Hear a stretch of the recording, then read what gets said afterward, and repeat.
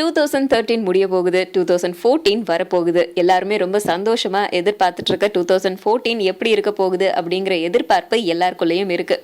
இது ஒரு பக்கம் இருக்க, நியூ இயர் அப்படின்னு சொன்னாலே எங்க பார்த்தாலும், அதாவது சின்ன இடம் தொடங்கி பெரிய இடம் வரைக்கும் பார்ட்டி களை கட்டும்.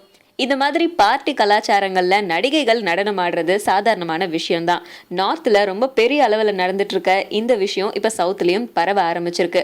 அதுவும் சவுத்ல, அதுவும் சென்னையில ஒரு பெரிய நிறுவனம் அவங்களுடைய ஹோட்டல் பார்ட்டில நடனம் ஆடுறதுக்கு பிரியங்கா சோப்ராவை அழைச்சிருக்காங்க.